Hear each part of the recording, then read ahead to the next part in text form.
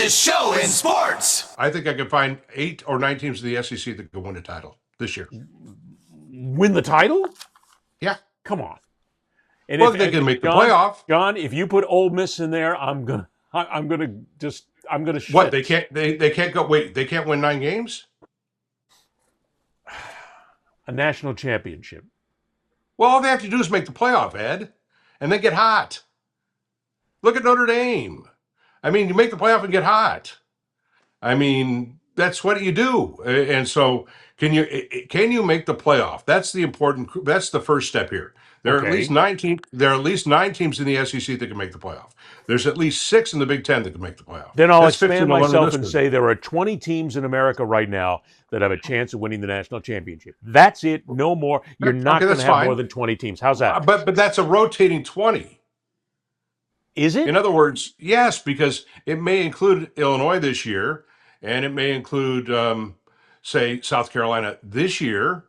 But if Lenore Sellers leaves and it falls off, maybe it doesn't include these 2 next year, and they're replaced by, I don't know, Arkansas, which might actually be better than some people realize this year.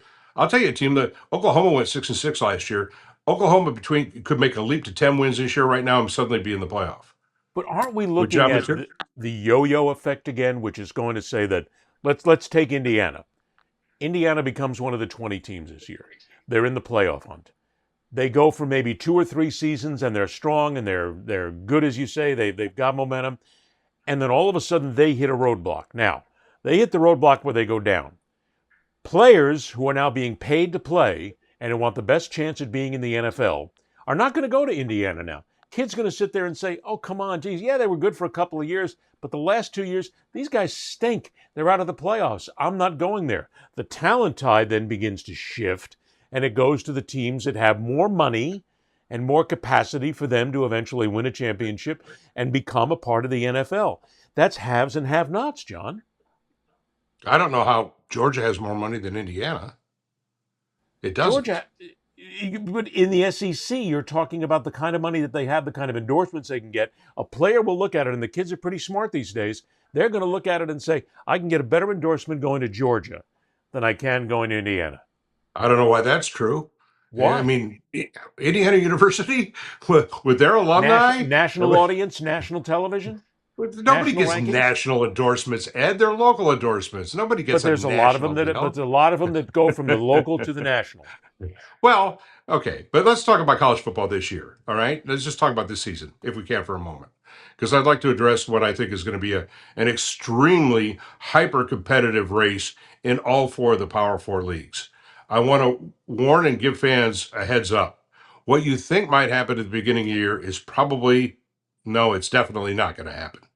You're going to have a lot of upsets. You're going to have a lot of changes. The polls, whatever you see now, are not going to look like it's going to be so topsy-turvy, and you're going to say, well, what in the world happened this year? Well, the portal happened this year. And the difference between, say, Texas and Georgia at 1-2 in the preseason poll, and down to, say, but look, Florida is 7 or 8. I mean, can Florida beat Georgia? Yeah, DJ Lagway could beat Georgia. He's a better quarterback than Georgia's got, Gunnar Stockton. And so, I mean, you're going to have teams that are going to rise and fall, and teams, of course, injuries play a role in that too, as we know. There are only really 3 or 4 teams in the SEC that are already out of it. Kentucky's still trying to, I think Mark Stoops is probably on his last hurrah there. I think Arkansas could actually be pretty good. Arkansas could be good enough to be an 8-win team and really, really upset the apple cart. You're going to have a lot of upsets in the SEC, roil the SEC. And then look at the ACC. You tell me, behind Clemson on paper, Ed, is North Carolina with its 24-year-old cheerleader coach, is that team a 5-win team or a 9-win team? I mean, from a talent standpoint, they're a 9-win team. But, if she's out on the field trying to call plays and timeouts and doing cartwheels during intermission, I don't know what to tell you. I mean, there's factors. So I take it you're not a fan of Bill Belichick's girlfriend. You're definitely not a fan.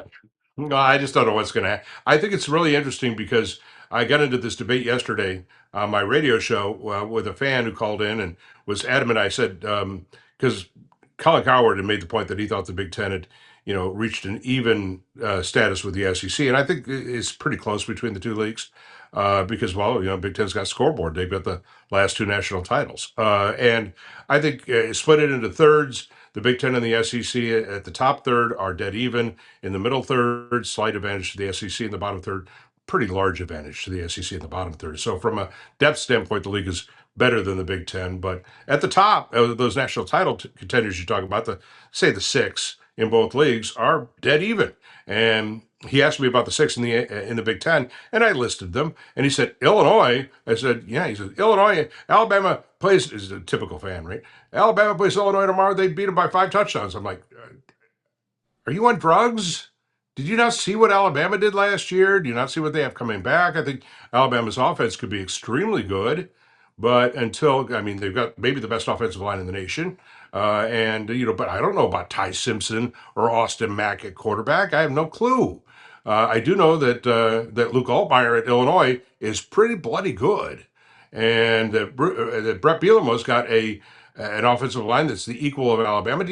I think fans tend to look at the name value and don't look necessarily at the quality value of what these teams have in trying to do comparisons between, certain leagues. This is also to say that there's a growing problem with the Big 12 and the ACC, because to your point, I think it's less about individual schools separating themselves. I want you to think about how leagues are starting to separate themselves. The Big 10 and the SEC have started to get to here, and the Big 12 and the ACC have started to get to.